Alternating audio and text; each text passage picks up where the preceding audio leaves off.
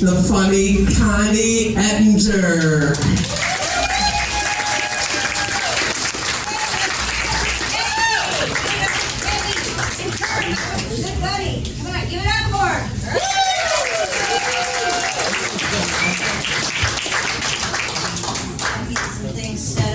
You don't mind.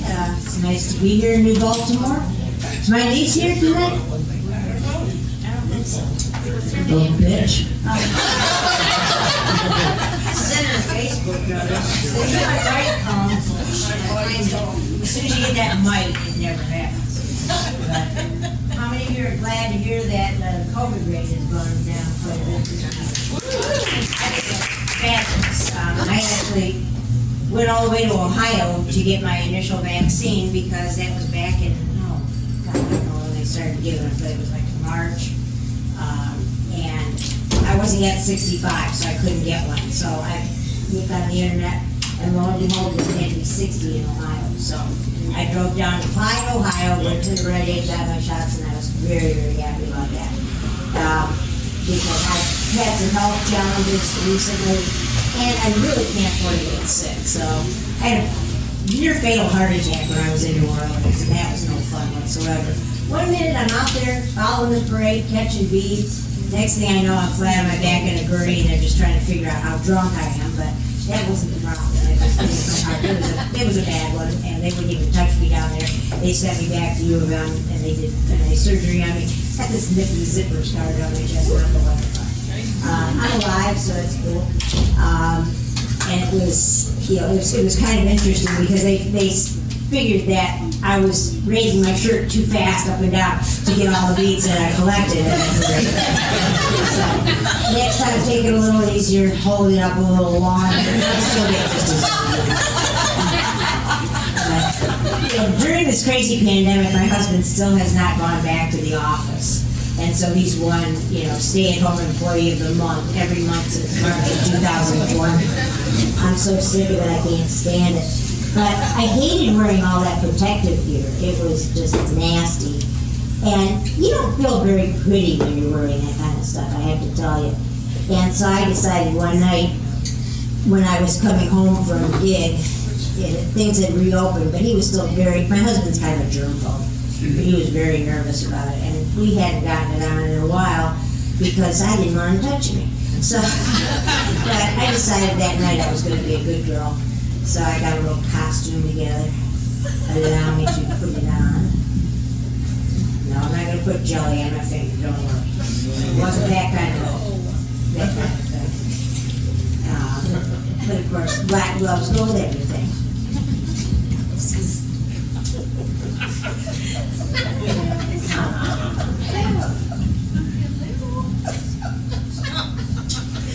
You can tell I'm Polish. I'm having problems putting a glove on.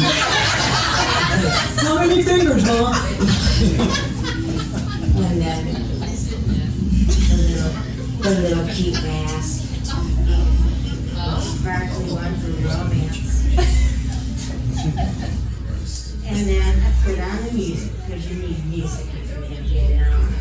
So.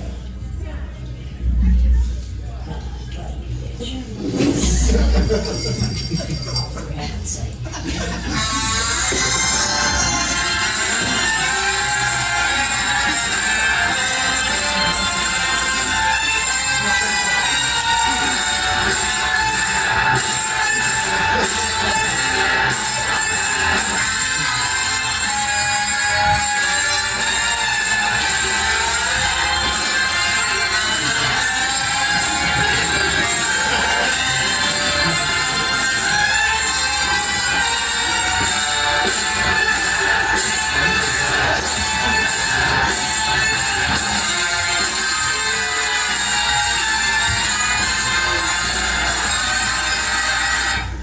It took that long for my husband to lock himself in the bathroom. I can't say it's anybody, but I did try. But no, that heart attack was no fun at all. And when I came back here, first thing they did was give me a triple bypass. And like I said, back my chest open. I remember distinctly being wheeled into the OR. And then all of a sudden, I felt this very cold draft in my cooch area. Because somebody had come in and whipped open my gown, and it's cold as hell in those ORs. But they whipped open my gown, and then they decided to turn on the clippers. And they proceeded to shave me down. I mean, they totally, gave me what's it, total walrus term. I didn't even have a landing strip. I looked like a Barbie doll. It was not good. Is that it? No, he's making out. No carpet. It could be hardwood, we don't know. But no, I was so, I'm thinking, why in the hell are they shaving my cooter? My heart's up here, my cooch is down here. If the surgeon is so shaky that he's going to wander down to this area, please give him a drink to calm him down, or else give me another surgeon, because I really don't want that going on. Now, I have to say I was not used to that because, okay, we're all friends now. I was married for all 3 minutes, but I really was not. I don't do any landscaping down there generally. It's, it's not like when I was young and it was plentiful. You get older, it's not out of control. I don't look down there and go, John, or Duncan, who was it? Duncan, yes. And it's like, or, Angela Davis for the it's there and it's 50 Shades of Grey now. But I don't do that, but I did do it once. I was going to Florida for my first time ever when I was like 22 years old. My husband was taking me, we weren't married yet, and I bought a bathing suit, and I looked and I had all this fuzz sticking out of both sides of it. So I'm thinking to myself, like, I need to get that taken care of. So I talked to one of my girlfriends, and she gave me the number of this Russian lady who would wax you. So I presented myself to this nice Russian lady. And you go into a darkened room and they're playing spa music and it's romantic. And I don't want a woman touching me down there with romantic music going on, but I need to get that cleaned up before I can put on a bathing suit. So I'm laying there on the table and she comes in, proceeds to pour hot wax all over my feet. Waits a few minutes for it to harden and then rips out and then displays the results of her like it's, kids' art project in first grade. And then she lays it on the little table, leaves the room. I've never had this done before. I don't know what the etiquette is on this, okay? I don't know what I'm supposed to do with this. Am I supposed to take it with me? If I leave it there, is that an insult to her? So I'm like, trying to figure it out. And so finally I just decided I'll just put it in my purse and take it home. So when I got it home, I was looking at it, pretty damn thick. So I decided I'm just going to tack it up on the wall there. It's still hanging there in our foyer. So they always go, what kind of animal is that? I go, that is a sheared beaver, my friends. That was, it grows back and it itches like hell when it grows back. And I have to apologize to you in advance tonight. I recently had another need for a little bit of surgery on my heart. And yet again, here come the damn clippers. I don't get it. If they wanted to see it, they could look at it, just don't shave it. Because I just have this urge to itch my crotch all the time. I don't know what the deal is with that, but it's not fun. And this time, before I went into the hospital, my heart was beating at a rate of 250 beats per minute. And so they decided to cardiovert me, which is put paddles on me. And I was fully conscious. That hurts like a motherfucker. Offers you like $200. Don't do it. Because I levitated off that fucking bird. I said many, many bad words, and I apologized afterward, and the guy said, oh, sweetie, that's okay, I know it hurt. And then they gave me a big armful of fentanyl, and I was out for the next 2 days. That was my little escapade with the heart issues. But no, I'm feeling great now, and I feel better than I did before, and I'm just glad to be here with all of you. Thank you very much. And I note somewhere somebody was praying for people who were sick, and if it was you, thank you very much, because I do believe that prayers, even if anonymous, can work. Or you were praying for me to die for me. Let me tell you a little bit about me. I'm a retired lawyer. I am still licensed to practice law in the state of Michigan, but I have not practiced for over 20 years, which is fabulous. I'm surrounded by lawyers, though, in my neighborhood. Ben Johnson lives 2 doors down from me. He's the guy who has the commercials that go, no justice, no peace. No justice, no peace. Yeah, KNOW justice, KNO peace. And the Bernsteins live not that far away from me. And I mean, all these, I call them mall lawyers because they might as well be advertising in a mall because they are filling the airways with such crap. I just can't believe it. And I was so glad to get out of the practice of law because it was just getting scuzzier and scuzzier with all these stupid ads all the time.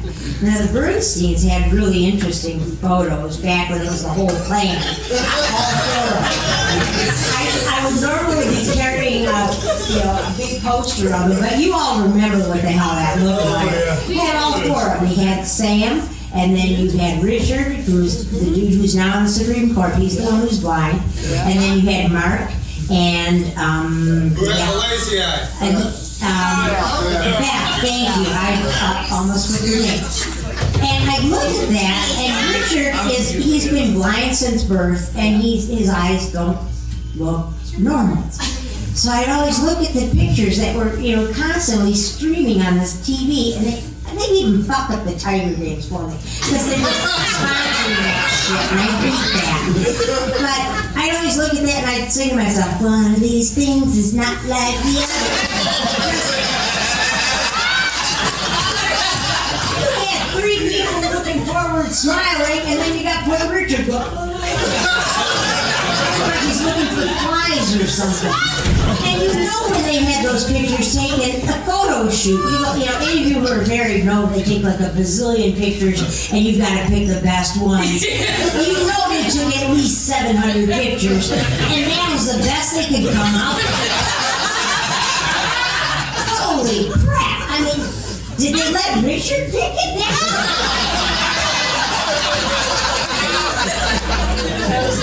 He was walking in, spun around, he just didn't know that.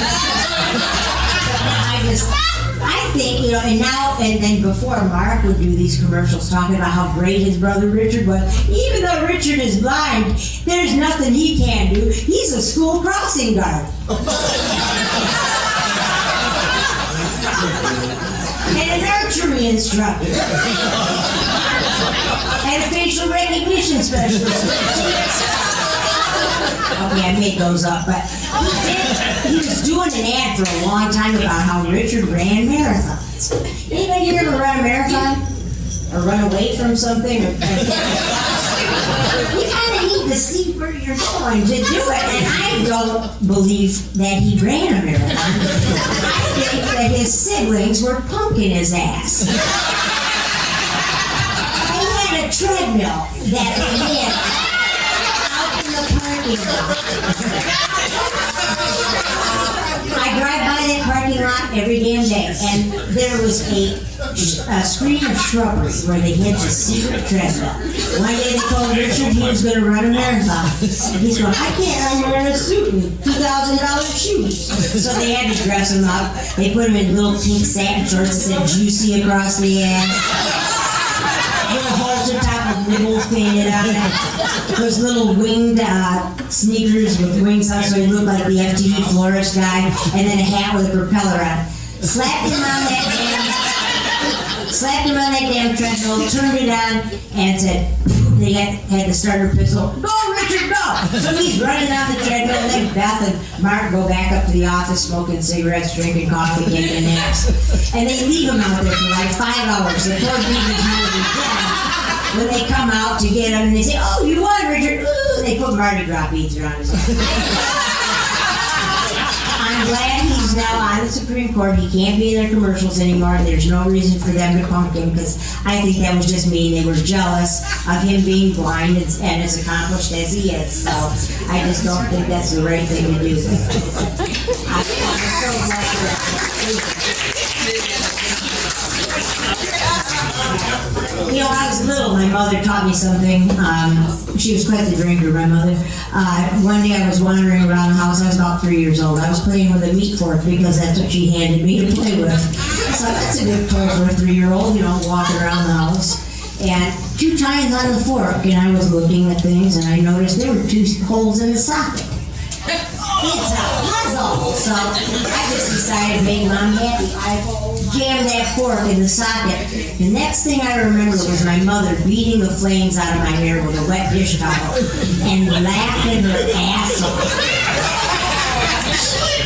She was bent over, she could barely stand up. I thought she was going to piss herself. She didn't. But she said some words to me which stuck with me, and these are words to live by, people. She looked at me, she said, Connie, I told you, stupid should hurt. That is the truth. You do something dumb, it should be painful. Stupid should hurt. Let that be your motto, folks. I've got bracelets. I've got rubber band bracelets that say stupid should hurt, which are available for you to have as a gift from me, so you can carry this message forward and teach America not to be so fucking dumb.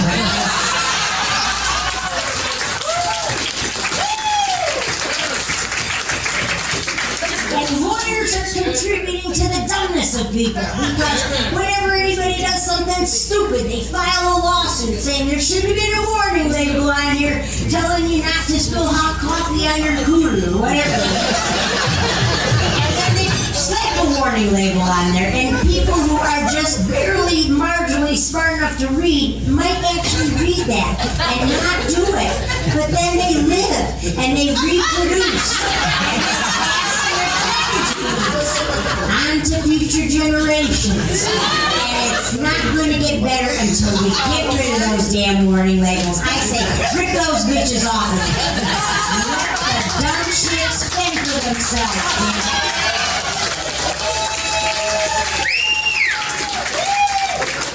If you are stupid enough to stop a chainsaw blade with your fingers, please leave out.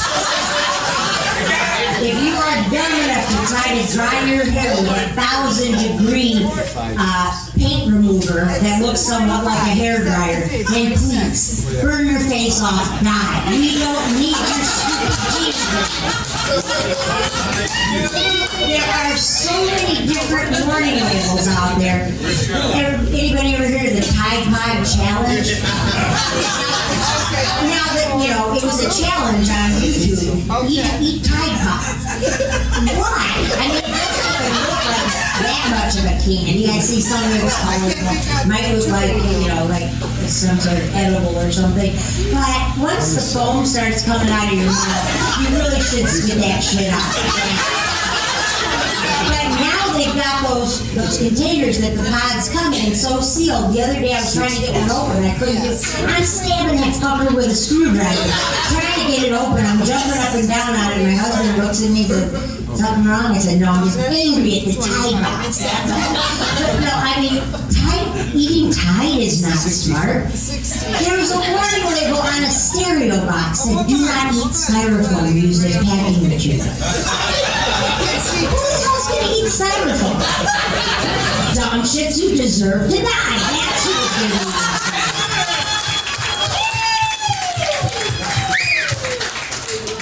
I say just let the dumb shits go. Let them do all the things we're telling them not to do. Like, you know, there's another warning. Do not throw a computer mouse at coworkers.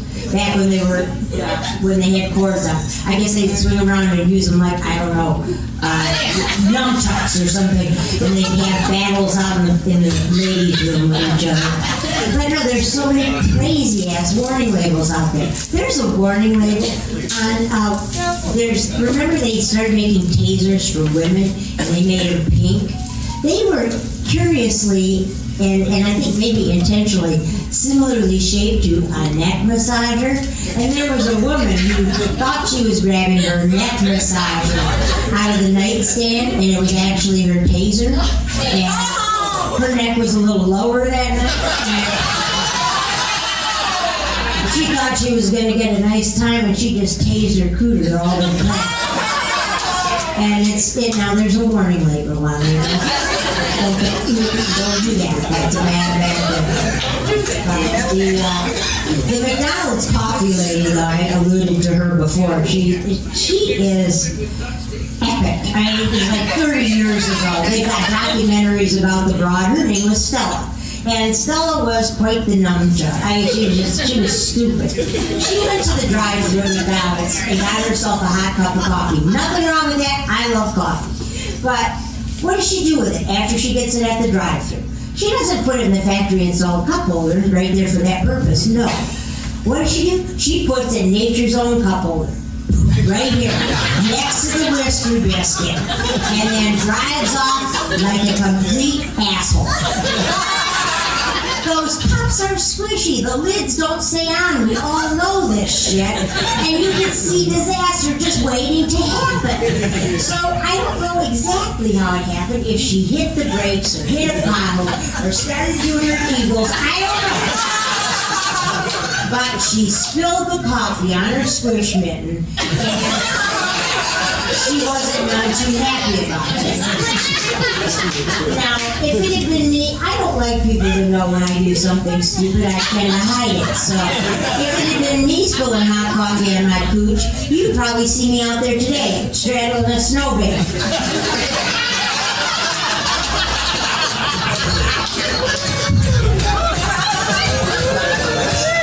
UPS man is driving around the block about 82 times a week. Nothing to see here. Keep going.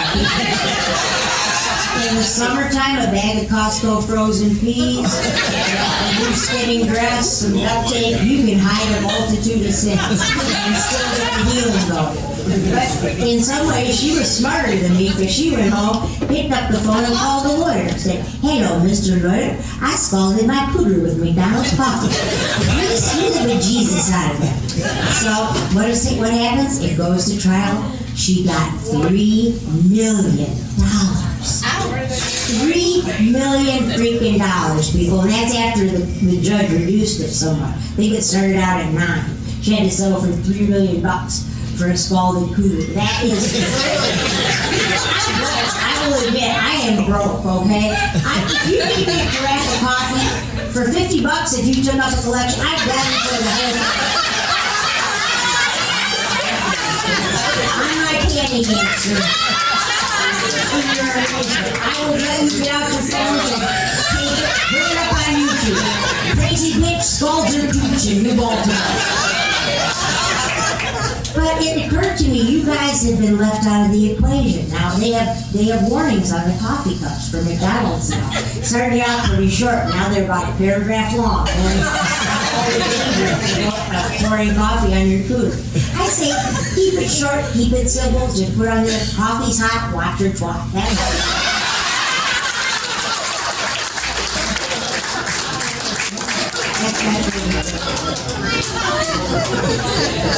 But you know something, there is nothing warning you guys not to put your dicks where they don't belong. I have gone to Lowe's, I have gone to Home Depot, I've looked pool filters, sink drains, no warning labels that I've ever seen. And God knows you guys are always putting their dicks where they don't belong. Before something happens and one of you guys wants to make a little coin like Stella, the McDonald's coffee lady, did, and we have warning labels on something, maybe you ought to go home tonight and fire up your panini press or your George Foreman or even your toaster oven and just take out your schlong, lay it on it. If it's a panini press or Foreman grill, do not put the lid down. We don't want you to turn it into a charcoal briquette. We just want you to leave those score marks on it. So it looks like those hot dogs at 7-Eleven with a circle. So then you take your phone, take a picture of it, send it to the manufacturer and say, I did not see a warning label on there telling me not to put my dick in there. There was no way telling me not to put my penis there. You owe me some cash.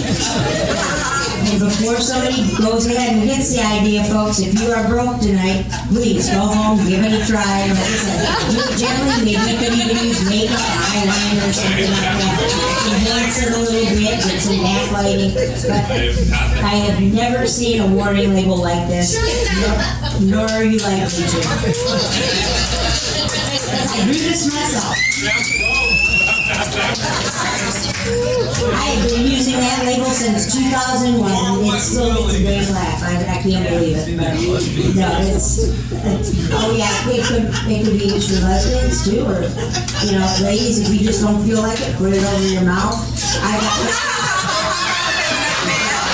got pictures from other shows of girls who put it on their asses. One from the show last night, a girl with it on her mouth. I mean, I love how people get into that. But I love the fact that you guys have not been warned about the dangers of putting your penis where it doesn't belong. Usually the warning you get is don't masturbate, it's going to hurt you. And you start getting that one when you're about old enough to want to start touching your junk. And your mother will tell you, don't touch your junk, it's bad. You're going to go blind. You're going to grow hair on your palms. Okay, guys, I want everybody in here who's not Richard Bernstein to look at your palms.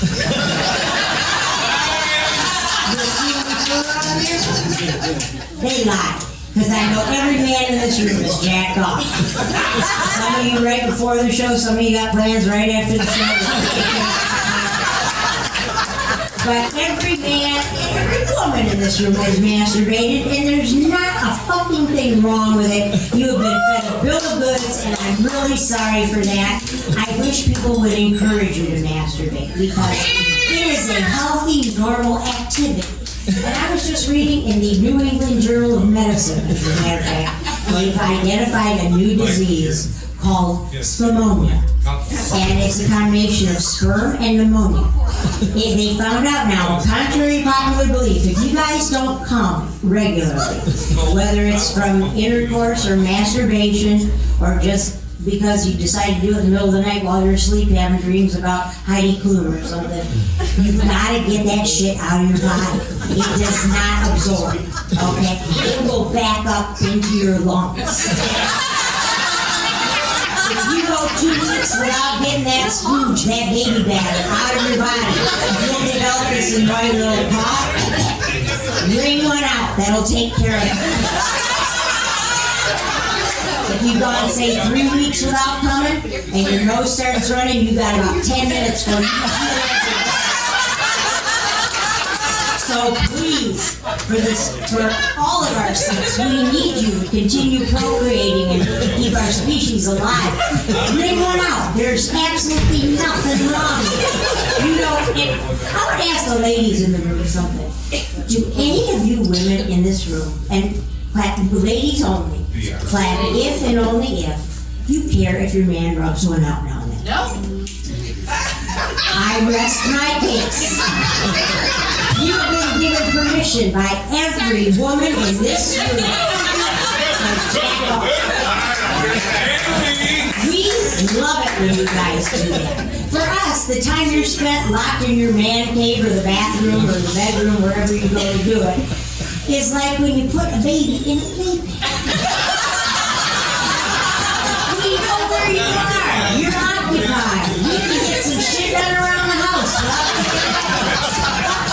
Maybe you're cooking a souffle. Who knows? We know you're not running around leaving half-eaten sandwiches and socks on the floor. Plus, bonus, we can get a good night's sleep because you won't spend all night poking us in the ass.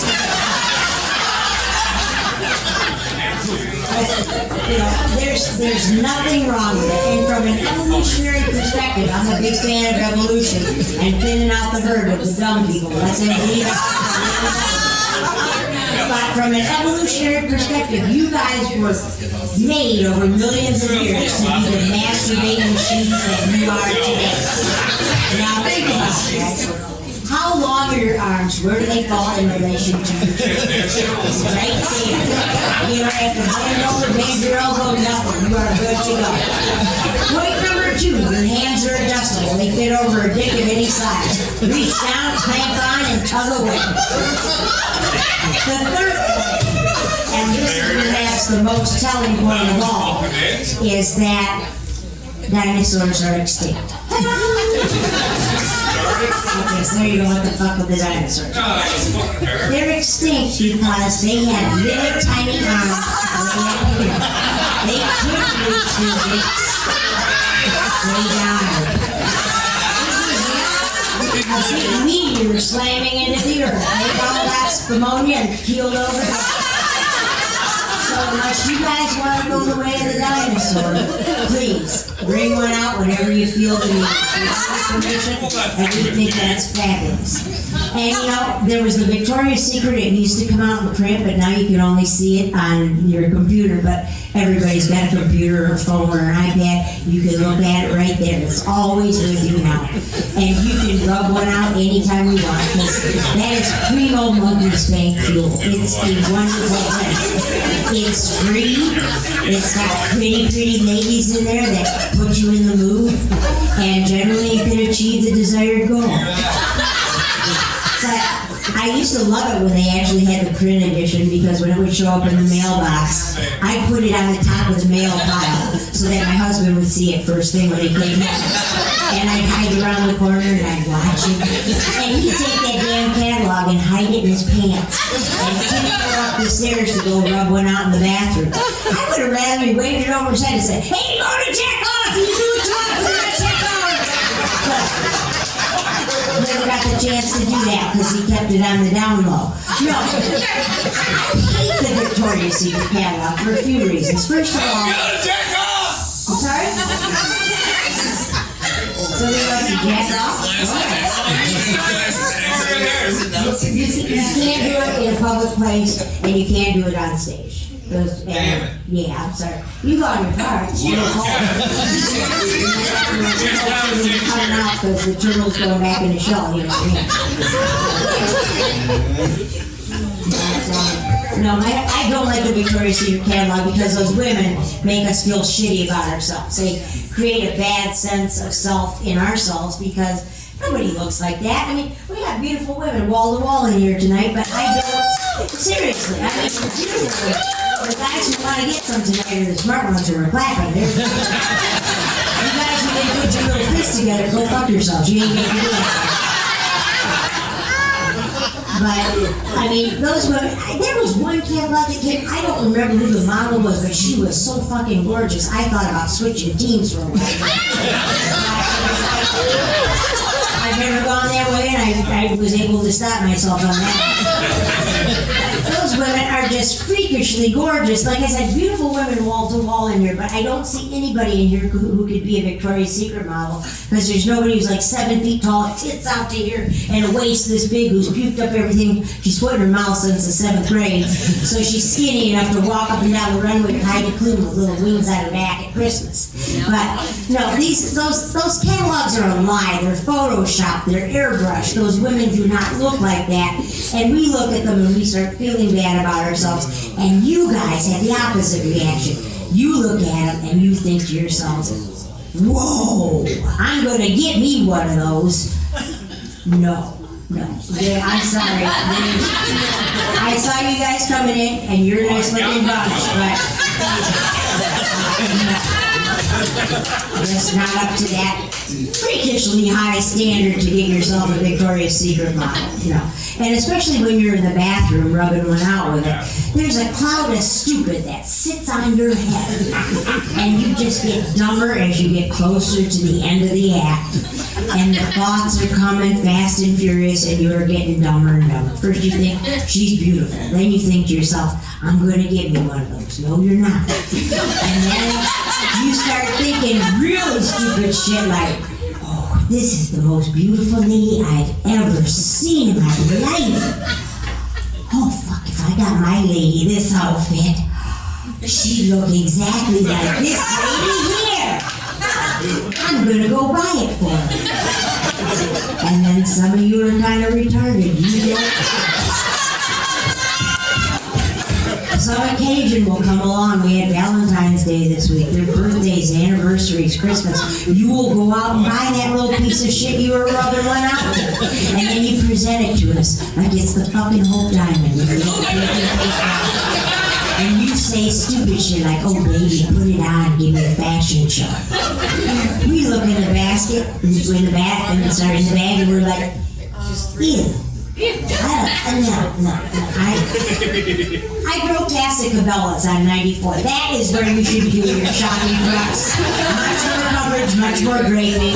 We like that better. We don't want to have to show off scary ass shit that shit is better left on Photoshop models that don't really exist. But you will go out and buy that crap and present it to us and ask us for a fashion show.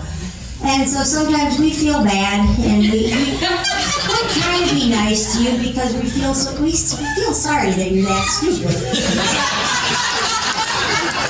We will actually go give you the fashion show, and that's where the wheels come off the buses. We go upstairs and lock ourselves in the bathroom or the bedroom and try that little tiny piece of shit that you bought for us on. Bad things happen. That crowd is stupid that was sitting on your head when you made the purchase decision is still waiting there, and it comes and sits on our heads. And then we have the dumbest thoughts imaginable as we've managed to squeeze our asses into a postage stamp-sized piece of crap. And not even the commemorative ones, just the ones on the roll. We'll be looking in the mirror, and suddenly the dumbest thoughts enter our brains is what's left of them, and we'll be going, I look sexy. Shit, even though my ass is hanging over the couch in the crack bin, I look hot. I'm gonna give this fashion show, but first I have to put on the big terry cloth bathrobe. You can't just come out and go, you gotta give the big reveal and kind of work up to it. So you come out, you're wearing the big bathrobe, you're talking to your man, saying stupid shit like, oh honey, I've never had anything like this before. You know the stuff I like to sleep in, your old t-shirts and my long flannel nightgowns and even those jammies with feet that your mom got for me. But this makes me feel so sexy. What do you think? And then the big reveal. And then the look of terror that comes over your faces have just queered the whole evening. You are looking at us, and what do you do then? You go get the damn catalog. And then you compare. What the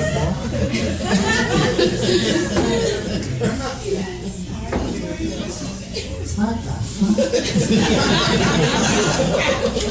After about 15 times of comparing and contrasting, it's hopeless, and tears of shame are running down our faces. We know we have disappointed you horribly, and there's nothing we can do about it. But then you still want some that night, so you say even dumber shit that's coming out of your mouth before. You say something like, baby, you sure you got that on right?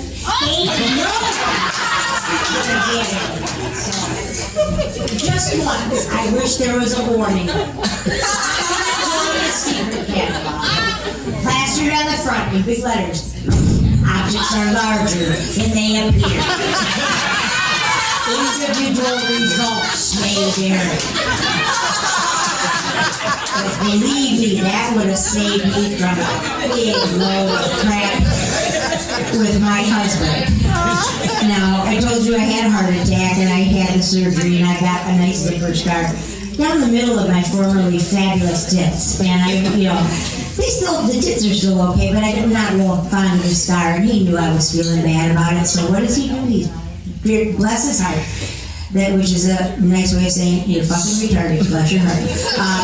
He goes out and buys me something from Victoria's Secret to try to make me feel sexy.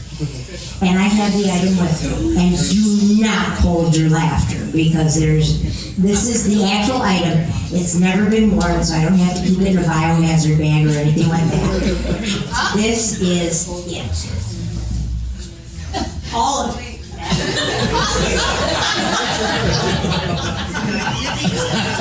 Victoria's Secret size extra small.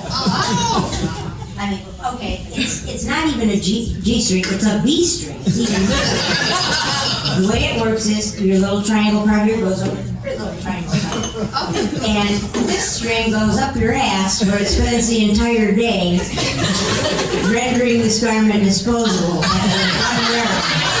Because there's not enough soap, hot water, detergent, antiseptic, disinfectant, napalm to ever get it clean enough to wear a second time. You just bought something that I'm going to throw in the damn trash after I've worn it.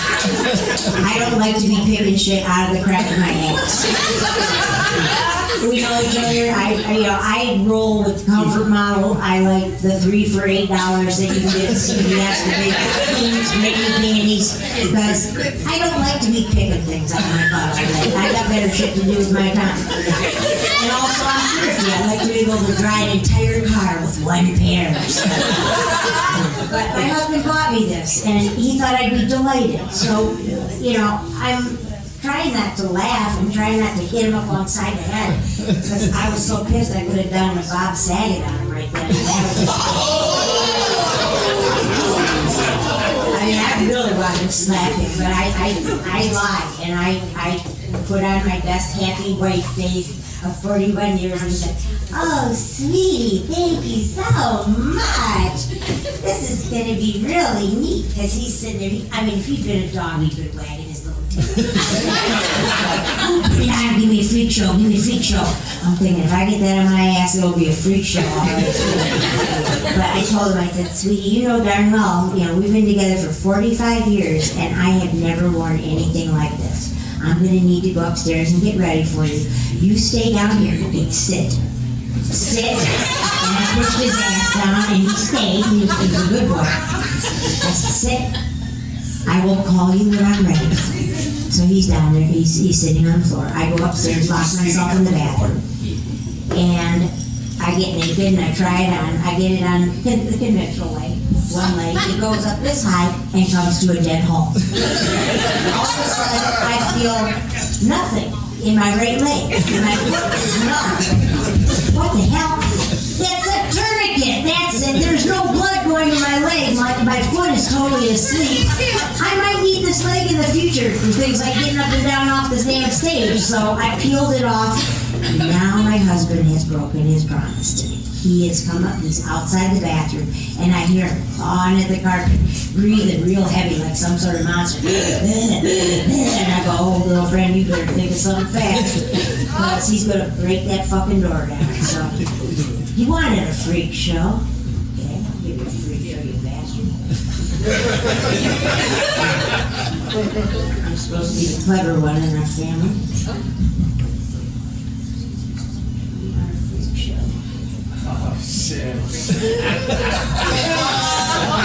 I looked in the mirror, I said, "Yeah, pirate night at the Ettinger house."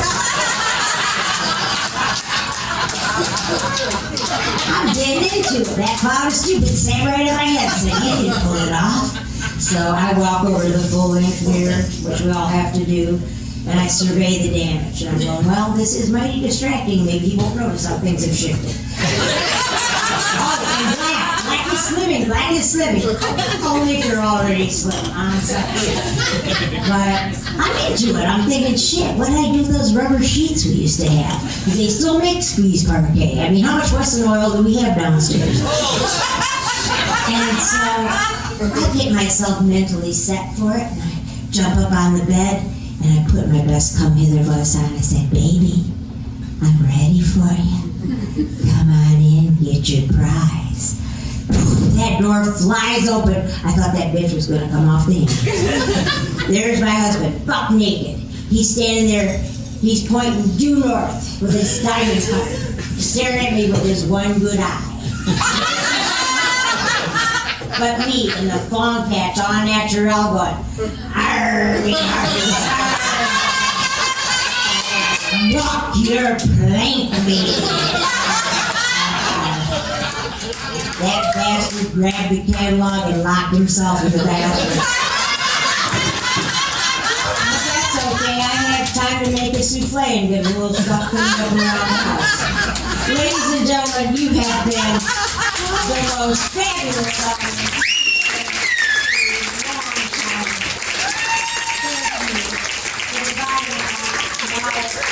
Thank you. goes well on his heart.